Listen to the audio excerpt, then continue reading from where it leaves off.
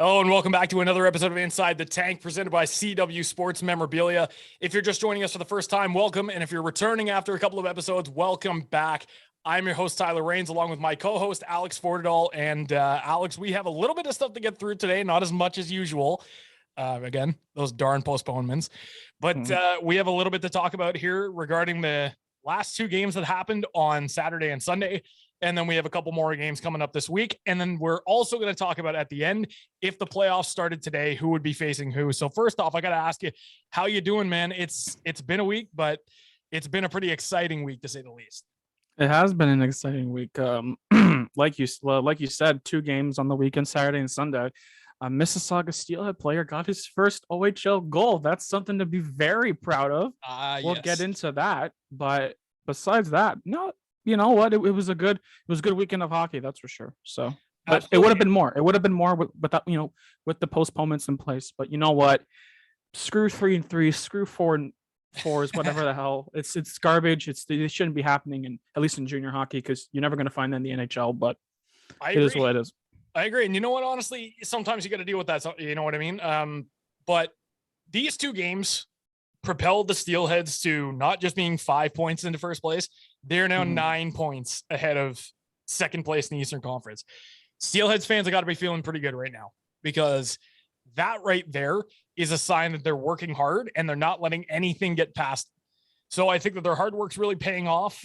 And, these games were a testament to that hard work. You mentioned that one of our Steelheads scored his first OHL goal, and finally, Kasper Larsson with a beautiful blast. It was a 3-1 win against Barrie, and he contributed to that with his first OHL goal. I have to say, he was frustrated. Those games that he hadn't scored, he was looking for it, and then finally it paid off. Yeah. That right there is something you love to see. That's what it's all about right there, right? You saw that. Yeah. I'm not going to say that Kasper Larsson's going to be a 50-goal scorer by the end of the season, but you saw that with Zach Lavoie. He was frustrated. He was looking for it. Owen Beck, same thing. It took those guys a little bit to get their first goals. And, they started really changing the way that their game was played. So I think that Kasper Larsson, he was waiting for it. He was patient. He was contributing on every single play in that game. And then finally he got rewarded with that. So that was amazing for him. James Hardy doing the usual James Hardy things, 26 goals on the season. Man, there's never a time where I'm not going to say that he's talented, because he just is. Like, I haven't seen a goal scorer like that since Owen Tippett back in 2017. Yeah, no, he's the best scorer Mississauga has gotten since Owen Tippett. That's pretty fair. I will say, though, in the next 2 to 3 years, Zach Lavoie, he'll try to put his name up there because, like you said, a couple, seconds ago, right? He started off slow, but picked it up huge time, over 25 points in like 31 games. That's incredible, right? He's, it's absolutely insane. And you know what? The first year of an OHL player is crucial, right? Because majority of rookies in the OHL, they use that for just a pure experience year, right? We saw that with James Hardy, but he flashed that goal scoring brilliance a bit. He got 15 goals. That's still very good. But the jump from minor midget to OHL is huge, right? So when you have a guy like Zach Lavoie putting up over 20 points and in 31 games, that's literally half the season. So he's played half of an OHL season, has 25 points. That's spectacular. And think about it. That's more points than James Hardy had in his rookie year. And look how incredible he's been right now. So, Yeah, I mean, a lot of kids think that, like, hey, your rookie season is just to it's for experience. And I agree. But you also, at the same time, want to try and establish yourself, right? For the team that you're playing for to get a good look at you. And then eventually next year, your sophomore season, it's going to be an opportunity for you to play more, right? And I think that this team has done that well, because it's not all about it. People think that, you're playing in the OHL, you want to get drafted. It's not necessarily just that. Sure. You could be playing in the OHL and they teach you so many great things, leadership abilities, team play, like just different things like that you can definitely learn and take with you through your life. It's not just that, but these guys, I have to say, have done a great job at not just the off ice portion of it, the on ice as well. Look at how they've grown up.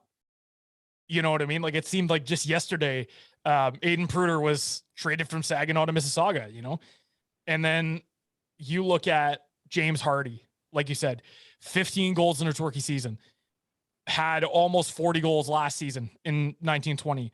And then, of course, this year he's on pace for another probably 50 goal caliber season. Yep. Like the way that goal scorers on, I'm not even going to just say in this league, on this team have been developed is perfect. Yeah. Because it's all about how, not necessarily just your overall play, but it's your teammates' overall play. I've said it time and time again. The more chemistry that this team builds, the better goal scoring you're going to get, the better player development, and the better you're going to get more of like a tight-knit group. And I think such is true with the rookies too. Because you look at a guy like Zach Lavoie, like you were mentioning, you look at Owen Beck, Xander Vecchia, like you look at all of these guys who are playing their first seasons. They made the jump over from minor midget into the OHL. It's not easy, but they've adapted. Why is that? Because of not only the fact that they've gotten used to the way that they play, but also their team chemistry. And I think that's an amazing thing to have, especially on a team like this. And the whole idea of having a good team chemistry is, at least in Mississauga, it's not new. 1920 had incredible chemistry, right? Whenever, whenever they did an interview, whenever they talked about the team, right? It was a family to them, right? Like the bond that the 1920 team and the bond that this current team has is absolutely incredible. And it absolutely does affect their on-ice play, right? Because honestly, the amount of creativity I've seen just based on the Steelheads first line of Del Belbaluz and James Hardy, or of course Ty Collins, now Jake Uberty, but at least specifically between Del Belbaluz and James Hardy is absolutely incredible. They're pulling off no-look passes every chance they get, right? And it's because they both trust each other. They both trust each other to know, okay, James is going to be there on that, he's going to be right there on the ice. I know he'll be there to receive that pass where he can go for a shot, right? Yes. And when we talked to Jake Uberty, right, right after his debut game in Mississauga, majority of the time he was saying in that post-game interview we did, which by the way, you can take a look on our YouTube channel, a Pro Shot Podcast, that the teammates were giving him opportunities. They were giving him space to do what he does. Listen, he wouldn't have scored that empty netter goal if Owen Beck, wasn't able to complete that pass to him, right? He wasn't able to get that secondary assist if Luca Del Belbaluz and James Hardy weren't able to do what they do, right? Mm-hmm. So in their individual success, we'll just talk about James Hardy, right? In his individual success, he's been able to get Luca Del Belbaluz points, Ty Collins points, Ethan Del Mastro. Oh my goodness, especially Ethan Del Mastro, who's been racking up the points compared to his rookie year, right? So the way that they all play off each other, I think is amazing. It's a thing of beauty, because I'm going to be honest here. I don't think in the almost 10 years that this franchise has existed, you look at the 2016-17 team when they made the finals, they had pretty good team chemistry, but I've never seen a more tight-knit group of players like this. They're all extremely close. They're all, well, I'd say for the most part, they seem to be all good friends that get along really well. Yep. And this is probably the closest we've ever seen. And it's amazing to see. By the way, it's James Hardy's birthday today. So shout out to James. Birthday. Happy birthday to you, man. Happy 20th birthday. Yeah. Like at 20 years old, with how young he is, and already kind of defining himself as a goal scorer, that's something special. Because I think that compared to the 1920 season, a lot of NHL teams have turned their heads towards him now. And they're really just kind of keeping track of what he's up to and, how he's playing and things like that. And I think that, he's definitely got something special. Because we talk about all the time how he went undrafted twice. I think that this year, do I necessarily think he's going to get drafted first round? No, but he's definitely got a shot to get drafted. And if he doesn't, he's 100% going to sign somewhere, because he's too good not to. He's too good not to. Yeah. No, well, for the record, it's always difficult if you're 2 years and at least in this case, about to be 3 years out of his, or at least 3 seasons out of his draft year, right? That's going to be incredibly difficult, right? Because, look at a guy like Lucas Edmonds, right? Who's trying to contend for OHL Player of the Year with his incredible play that he's been doing with Kingston this season, right? He was draft eligible last year. He's +1, technically +2. I could be wrong, but this isn't his draft year, right? And some people have him in his rankings. Some NHL scouts would rather take a player who's doing good now at a younger age, right? Am I saying James Hardy isn't worth a draft pick right now? No, I think he is. I think he genuinely is. I could have a really long conversation with anyone saying, what round I could go or what round he could go into, I should say. But what he's doing should hopefully be on the radar of NHL teams. His wrist shot's absolutely incredible. It's arguably the best shot in the OHL. And I can't believe I'm saying this. It's a better wrist shot than Shane Wright right now. It really is. Yeah. And for the record, I'm not just crapping on Shane Wright. He's exceptional status for a reason, and I think he's going to go first overall. He's that good. But in terms of a guy who's just a pure goal scorer and nothing else, right? He's it. He's the staple of it, and that's why he's number one in goals for a reason. Yeah, and I mean, and the other thing though too is you and I have, I'd say over the past couple of years, really gotten to know these guys, and we've talked to them on multiple occasions. James Hardy's also a good character guy. I think we have a lot of great character guys, and that's something that a lot of teams are going to look at as well. That's something that you love to see about these players is the fact that they're not just on ice phenoms. They're interacting with the community and things like that, and that's something you love to see. So it's great to see that these guys are finally kind of breaking out and getting the attention that they deserve. So that. With that being said, this game against Barrie really showed off that, hey, chemistry is a thing. Individual performance, they kind of can do both. Jake Uberty is a god. Yeah. He's making great plays on that line so far. I think he's really working with those guys. And, they've just overall looked really good. And then the second game against Oshawa was no different. They just decided to go in there, play their own game. Pruder, Doding, and Del Bel Blues obviously got the respective goals for the Steelheads. And you know what? We talked about how the Steelheads were one of the best defensive teams in the league. Yeah. When James Richmond, that kind of made me laugh. When James Richmond said that they don't play a defensive system. It's weird. It's weird he says that. Penalty kill is amazing. And they just, I don't know. Maybe it's just me looking at things, but I think they play pretty defensively sometimes when they're in the offensive zone. No, listen, defensively, they're absolutely incredible. And when James Richmond said that, I was kind of surprised. I was shocked because here's the thing. In the Barrie game, Joe Ranger was a starter. He only faced 19. I'm just reading it out. He only faced 19 shots.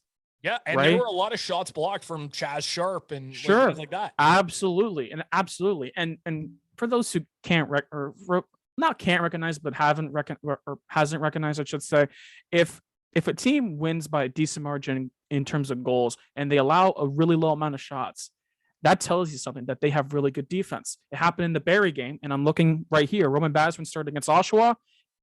He only faced 20 shots against Oshawa, whose offense on paper is way better than Barrie, right? They're a team that this whole season they've fine. Found their way to get shots on goal no matter what. Absolutely. They're relentless. If they see the puck in the offensive zone, they're going to go for a shot. Not all of them are goals, obviously, because, that's just not realistic. But they're a team who loves to get their shots on goal. And I mean, the more times you can prevent that and the more shots blocked that you can get, the better. And they have the firepower for it. They have the firepower. And the Steelheads have done an amazing job at not only blocking those shots, preventing those scoring chances, preventing shots on goal. Their goaltending's been spectacular. I mean, I don't want to sound like a homer here, but this team is literally the best team in the league right now on all fronts. They're number one in the league for a reason, right? And like you said at the beginning of this episode, the margin between Mississauga and other teams are getting staggering now. 9 points, right? Yes. That's 2, 4, 6, 8. That's minimum 4 games right there. That's a 4-game difference. And listen, you know what? A lot of people are saying, because of COVID, no fans, team can't sustain play. I think we'll have a full season. But, if God forbid anything were to happen in terms of a cancellation of games or whatnot, Mississauga, every game matters for every single team, especially those contending, right? Like Oshawa, Barrie, they're a complete joke selling Oscar Olsen for I don't think they should have sold him, but that's for another conversation. Maybe we can talk about that on the hockey show, which, by the way, you know what? It's a good time to announce this. We're bringing it back. Yeah, we're bringing back the Pro Shot Hockey Show. Not sure when the first episode is going to be. We're aiming for after the All-Star break, but basically it's going to cover everything from the NHL to the NCAA, and of course the 3 junior leagues as well. So that's going to be fun. I'm getting off track, but yeah, you're right. I mean, like a team like Barrie, they basically sold off, and they couldn't get a deal done with Ethan Cardwell, which, it is what it is. But,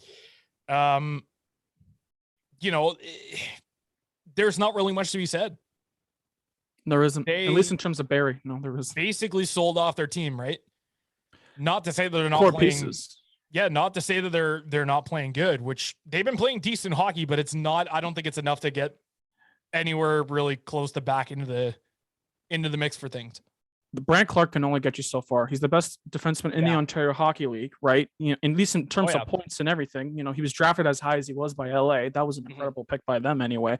Him and Ethan Cardwell and Evan Vierling can only get you so far, especially Evan Vierling, who was taken really high in the OHL priority selection, who I was never a real fan of, at least going that high. Like he's a decent player. He's a good player, but top 3, let alone, top 2.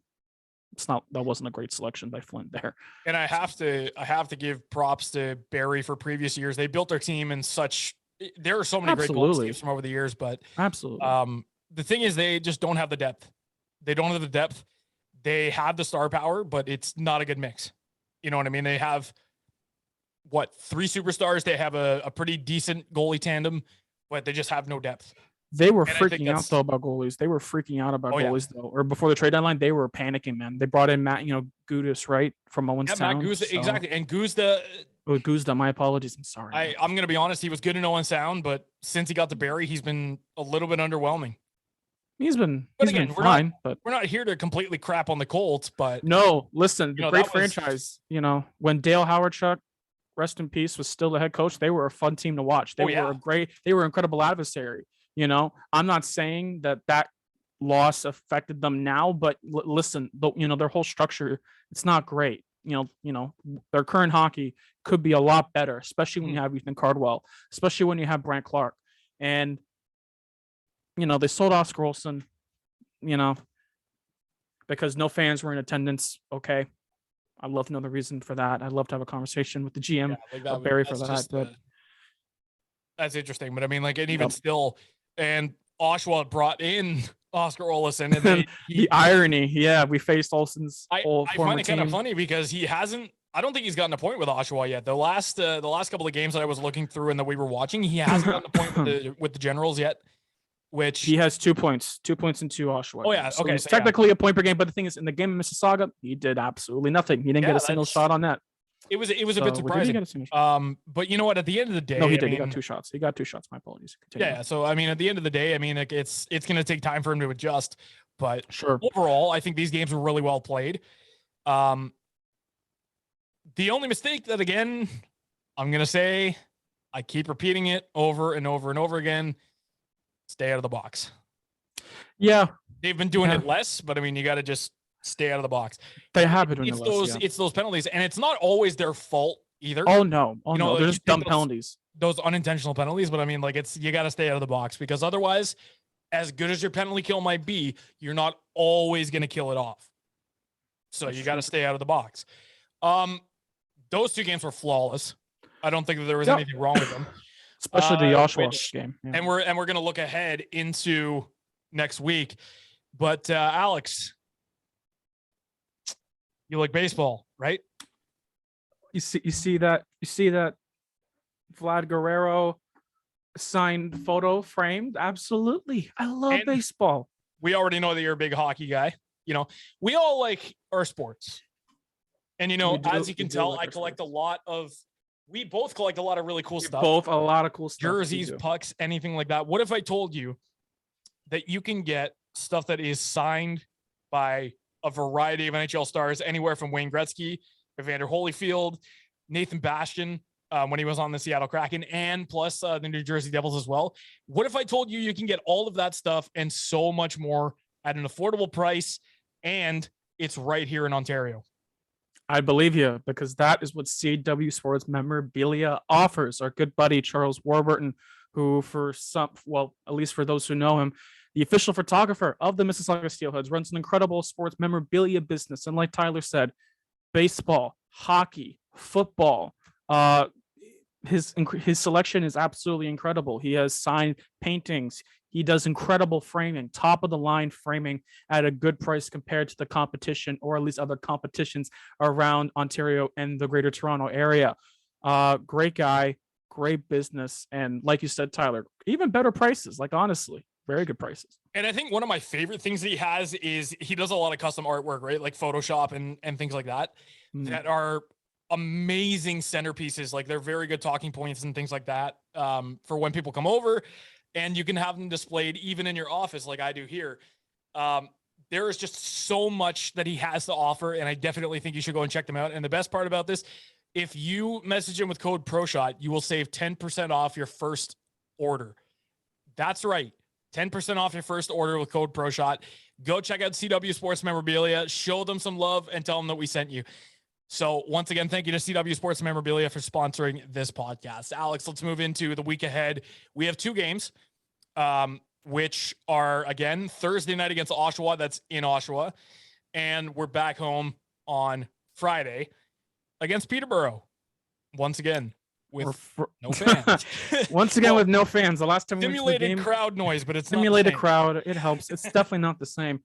Peterborough and Oshawa. So we're going back to Oshawa again. Okay. Well, hopefully there's no snowstorm to affect the driving conditions. Because I mean, for those of you who are living in Ontario, you know, over the last couple of days, all over Canada, all over Canada. It's not even Ontario. Ontario is terrible. We got hit pretty bad. Newfoundland got it, New Brunswick got it, but I mean, like, there was a big snowstorm the night of the game. I was saying to Alex, like, hey, yo, they better hurry home after the game's over, because this thing's gonna start soon. Sure enough, 8 o'clock, just started. It was terrible, covering everything. It was absolutely terrible. Hopefully, there's not going to be a big snowstorm this time, because you hate trying to drive, and that's just a whole big mess. But I think that, again, if they played the way that they did on Sunday, I think they've got a good shot at winning. Keys to the game, I think: strike first, stay out of the box, and just play your game. And that first key is something they've been doing all season, right? Especially in the past two games we were just talking about. They always scored first. And actually, well, I'm just realizing they were both 3-1 victories, and Mississauga scored 3 goals. They scored all their goals first. But I'm gonna have to look up the statistic. I mean, like, I'm pretty sure. I don't know what the exact record is, but I know that they've got they're like 15-1 or something like that when scoring the first goal. I'll have to look. You know what? Yeah, you know what? I think I saw something along the lines of that. I can't be exact though, but I get what you're saying. I think you're somewhere close on that statistic. But you know what? They've been striking first multiple times throughout the season. I think, and listen, they faced Oshawa before. Could they beat them? Absolutely. Do I think they will beat them? Absolutely. I will say though, I don't expect the Generals to go down without more of a fight. And I say that because, well, the one goal they scored was, I believe, within the last 2 minutes of the game, right? And they pulled the goal. They tried to scramble for a potential comeback. That didn't work out, right? So majority of the game, it was Mississauga's to lose, right? So if I'm Oshawa, I'm gonna give him a really hard time. If that means to be a bit more physical, if that means to chirp him a bit, I don't know. I'm not a hockey player.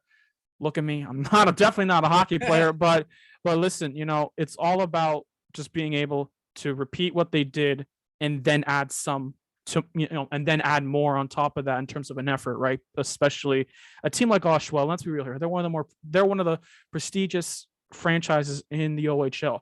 Compared to a system and I'll just bring up Oscar Olsen again. He's going to a much more better system, I think, in Oshawa than Barrie, right? So when you add a guy who is such a great offensive player, who's already a point per game on Oshawa, 2 points in 2 games, right? You have to be careful, The second time, fool me once, shame on you, fool me twice, shame on me, right? So we'll see what happens. Peterborough, I'm not going to waste time on that. They're going to win. They're going to win that game. Peterborough doesn't have much. Besides Donovan McCoy, who I absolutely love, they don't have much. Tucker Robinson, he's been fun. inconsistent but fun. So I expect another win there. Yeah, it's like Cobra Kai's motto: strike hard, strike first, no mercy. Okay, well, not quite, but I mean, like, Yeah, see, like that's a pretty unethical thing to say. Like, it works. No, I get you. No, it's a great. it It's a works, good, but just works, but I it don't doesn't think it work. like just don't show no mercy. Yeah, strike first. Absolutely. So, yeah, go for it. Just before we end off the episode here, I want to go into if the playoffs started today. I just wanted to give you an updated look at what the playoff matchups would be. Since it's a 1-8 format, for those who are not familiar with it, the first place team would play the 8th, second place 7, something just along those lines.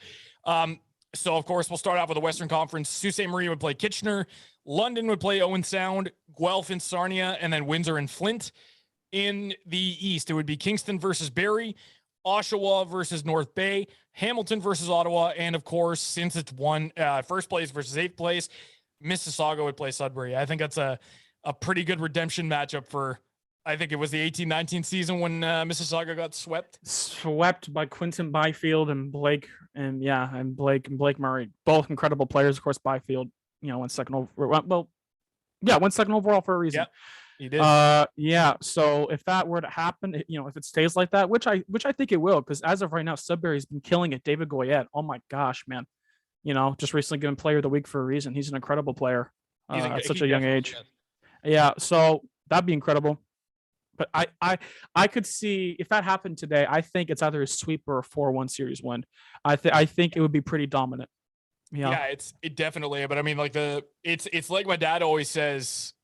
Playoffs are a different animal. So, I mean, you can never count them out, but no, that's true. I think it would be a pretty dominant win. So with that being said, we're going to leave it off to the imagination. Let us know in the comments who you think is going to win the J. Ross Robertson Cup this year, who is punching their ticket to the Memorial Cup, and hopefully your prediction comes true. Thank you very much for watching. If you enjoyed the episode, don't forget to hit that subscribe button, the little bell notification for all future content. And if you like the video, don't forget to leave a thumbs up and leave a big like, share it with all your friends, and we will see you next time. This has been Tyler Rains along with my co-host Alex Fortadall. And as always, stay safe, stay kind, and be kind to one another.